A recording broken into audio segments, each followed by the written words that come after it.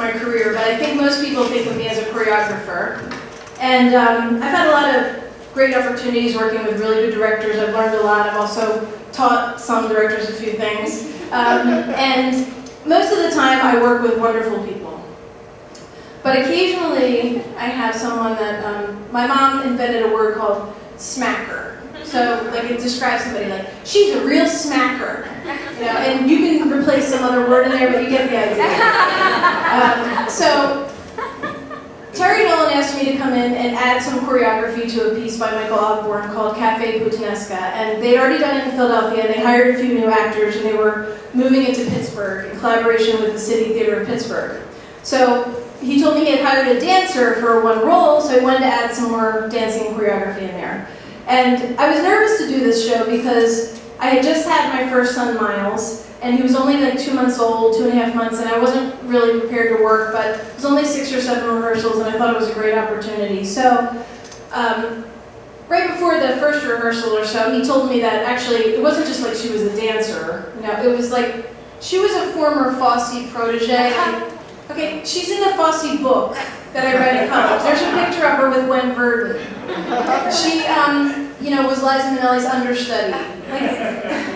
So I was very nervous. I was 29 years old, and I decided, how do I handle this? And the best way, I think, is just to be honest and just be myself. It usually works, and I just don't have the ability to be like, you know, I'm fabulous, I'm all that, you know, I'm not worried about Bob Fosse, whatever. I don't have that ability. So I came in the first rehearsal, and I said, you know, well, I'm a little bit intimidated because I hear you're the real deal, and I don't know what I was expecting her to say. I think something like, oh, honey, don't worry, you know, we're all beginners, or something like that. And she said, yeah, I am.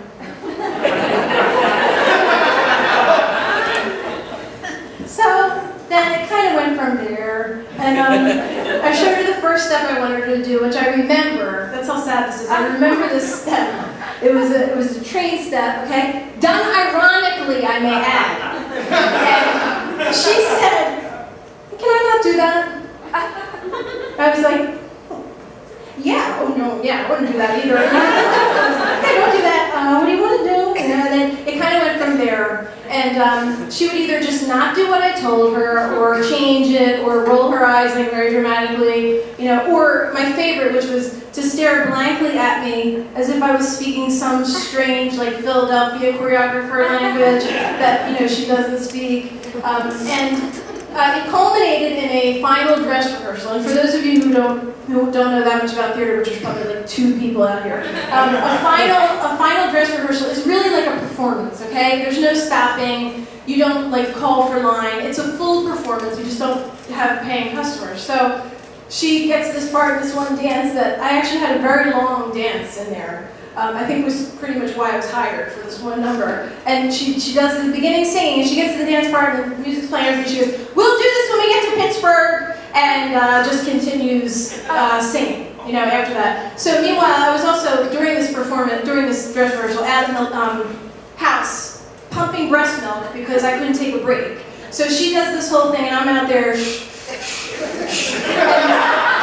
you know, I honestly did not know whether to laugh or cry. You know, and I just thought to myself, you know what? I love theater, but you know, it's just theater.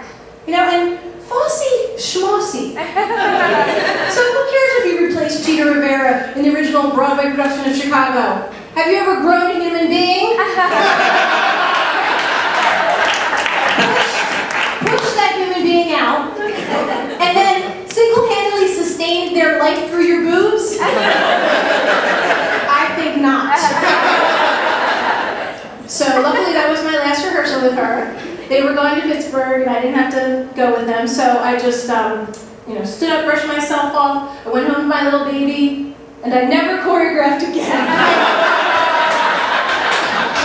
No, I did. I choreographed a lot after that, actually. But I never choreographed her. I'm going to call her She Who Shall Not Be Named. I never choreographed her again. You know, even if they had asked me to choreograph the next project she was in, which was the Broadway revival of Gypsy with Patti LuPone, in which this She Who Shall Not Be Named actually played the role of Mazeppa, ironically. But you know what, even if they had asked me to choreograph that, I wouldn't have done it. And I don't know why they didn't ask me to choreograph that. Well, anyway, most of the time the people I work with are great and very gracious, and I did a choreographed a production of James Joyce's The Dead, and there was a Broadway lady in there, and she was sweet as pie. And I think I got hired for this production just expressly based on my name, Deirdre Finnegan, because I had never choreographed any Irish dancing at all, and I was pretty upfront about that. But I think they were just like, Deirdre Finnegan, you can do that. It's James Joyce. So I went on a crash course of Irish dancing, which was really great fun, actually. I went to a lot of Irish pubs and Irish Caileys. There's a whole Philadelphia Irish dancing thing going on, and it's a lot of fun. And this song, I always wanted to get up and sing this song. I just think it's so pretty. This show didn't have any big showstoppers. It really is more of a play with music. It's based on the short story The Dead, which is one of my favorite short stories by James Joyce. And this song is based on 2 James Joyce poems. I just think it's very pretty. And I'm going to sit down. This is called Goldenhair.